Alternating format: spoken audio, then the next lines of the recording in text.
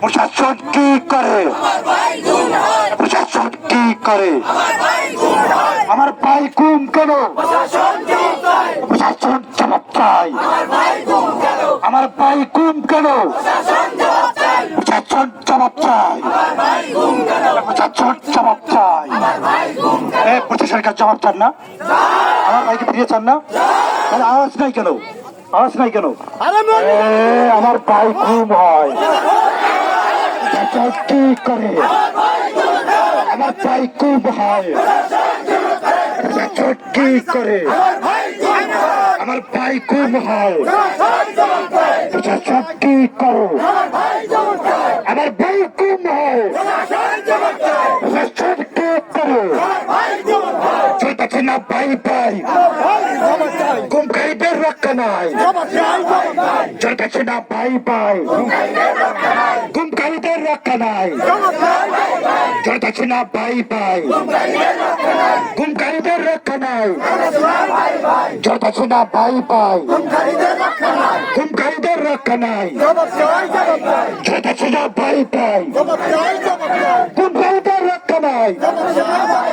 চলতেছে না ভাই ভাই, গুমখাইদের রক্ষা নাই। চলতেছে না ভাই ভাই, গুমখাইদের রক্ষা নাই।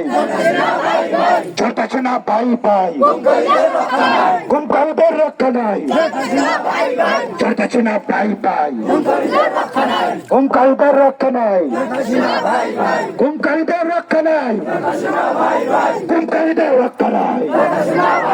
চলতেছে না ভাই ভাই, চলতেছে না ভাই ভাই, চলতেছে না ভাই ভাই, চলতেছে না ভাই ভাই, গুমখাইদের রক্ষা নাই।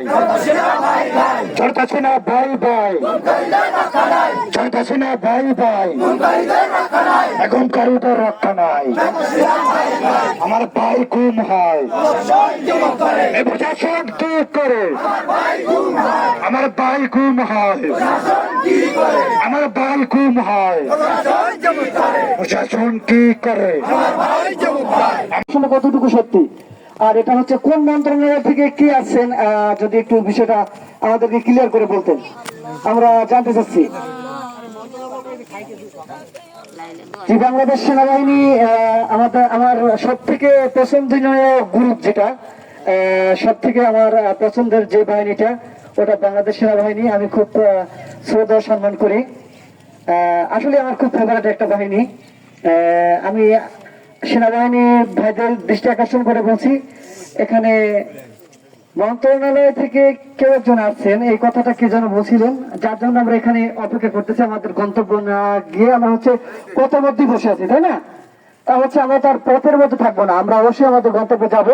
সে আমাদের যা হোক, আমরা আমাদের গন্তব্যে কিন্তু যাবো।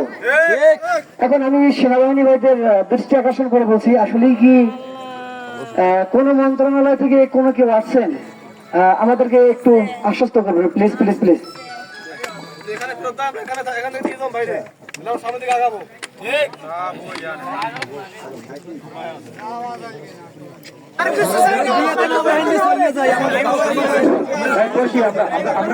আমাদের আলটিমেটামের সময়টুকু আমরা এখানে অপেক্ষা করি, 1 ঘন্টা অপেক্ষা করি।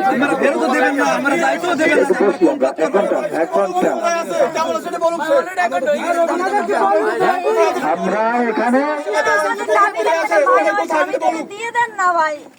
আমরা এখানে 1 ঘন্টা বসবো, তারপরে যদি রবুল ভাই আমাদের মাঝে ফিরে না আসে আমরা ভুল ফটকে অবস্থান করব এবং আমরা ঘোষণা দিব যে আজ থেকে পায়রা তাপবিদ্যুৎ কেন্দ্রের সমস্ত কার্যক্রম বন্ধ থাকবে।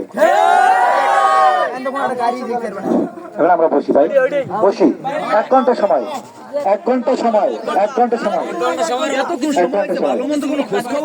আমি কলাপাড়া পৌরসভায় চাকরি করে এবং আমি কলাপাড়া থেকে বাড়ি আসি এবং আমাকেও তো ধরে এবং আমাকে গুম করতে পারে এবং প্রধান যারা উপদেষ্টা আছেন, যারা দায়িত্ব দিয়েছেন সেনাবাহিনীকে, তাদেরকেও তো আজকে রাস্তায় গুম করতে পারে।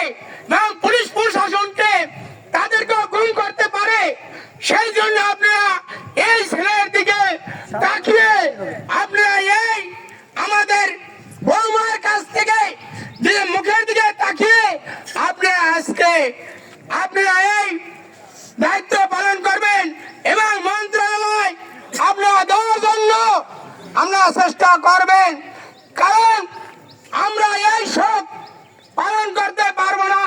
ধানখালী ইউনিয়নে মেম্বার, চেয়ারম্যান, দফাদার সবকিছু আছে। আমরা দেখেছি মিছিল নিয়ে আসছে এবং মানুষ মারা গেলেও এর সাথে মানুষ বেশি হয়। কেন আপনারা গুরুত্ব দেন না? বিসিবিসিএল এর লোক কেন আপনারা গুরুত্ব দেন না? কেন আপনি আমাদের সাথে আসেন না? সেনাবাহিনী আসছে, পুলিশ প্রশাসন আসছে, আপনারা কেন আসবেন না? আমাদের জায়গা দিয়েছি, বাড়ি দিয়েছি, ঘর দিয়েছি, যা চাইবেন আমরা সবকিছু আরো চাইলে আরো দেবো। সরকার যদি যা চাইবে তাকে আমরা দিতে বাধ্য, কিন্তু আমরা গম হাতে রাজি না। আমরা আপনাদের সাথে আপনারা থাকতে রাজি, আপনারা যা বলবেন তাই আমরা শুনবো। কেন আপনারা পিছনে থাকবেন? কোনদিন আইন কোনদিন খারাপ কাজ করবে না। আইনের ধারায় গেলে সবাই শান্তি পাবেন।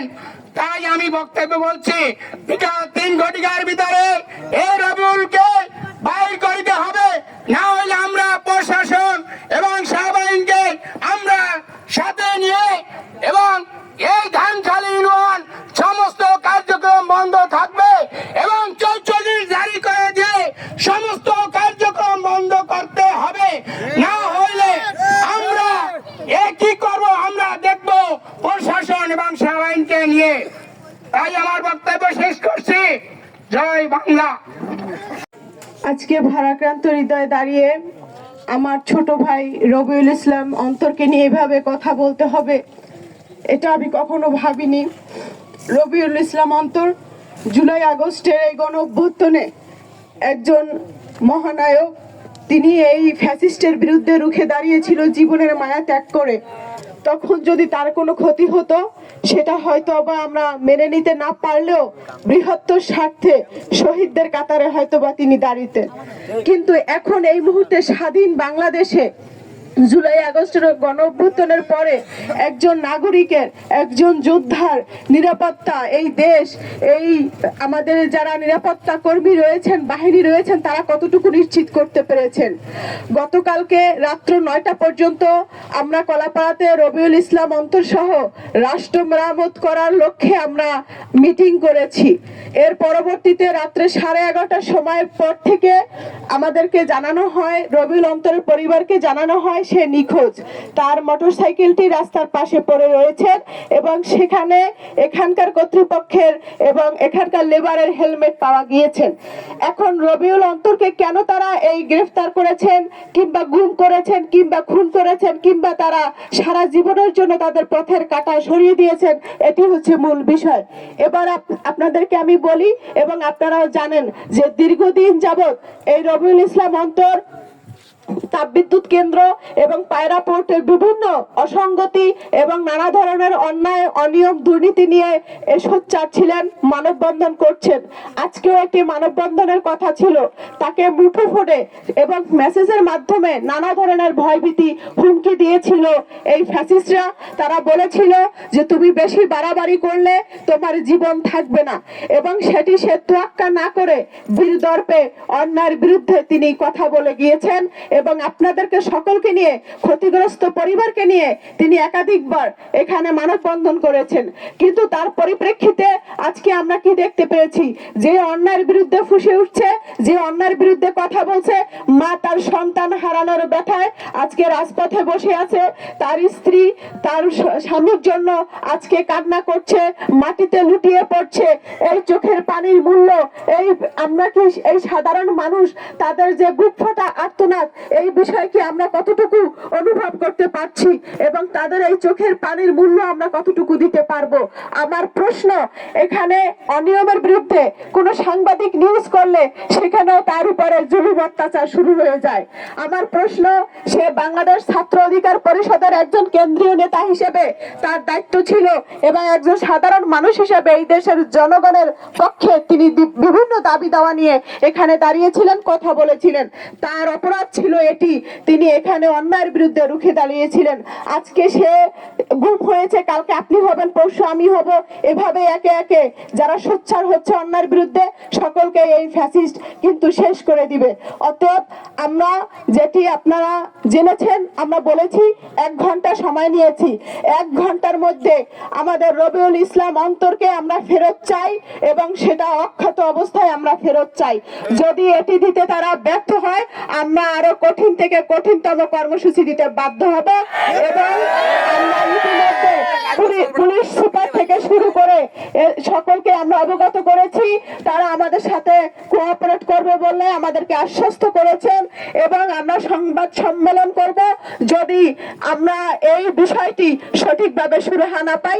আমাদের কথা একটাই, অক্ষতভাবে আমাদের রবিউল ইসলাম অন্তরকে ফেরত চাই। আমাদের এর বাইরে কোনো কথা হবে না, সবকিছু সমঝোতা হবে, সবকিছু কথা হবে। আমরা আগে রবিউল ইসলাম অন্তরকে আমরা ফিরে পাবো, তার পরবর্তীতে আপনাদের সাথে বাকি বোঝাপড়া হবে। ধন্যবাদ সবাইকে।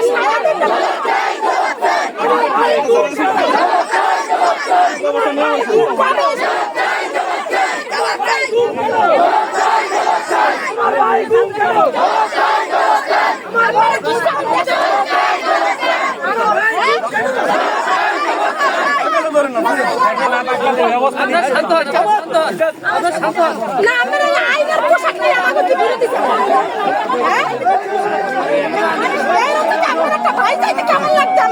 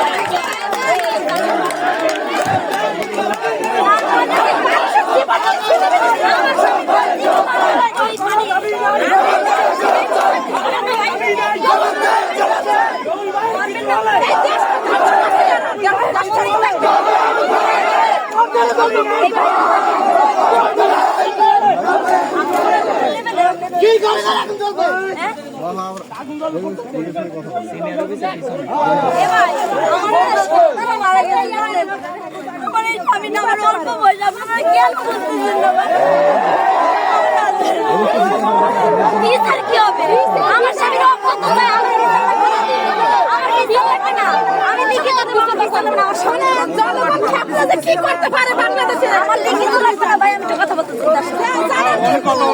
এই আইনের বিরুদ্ধে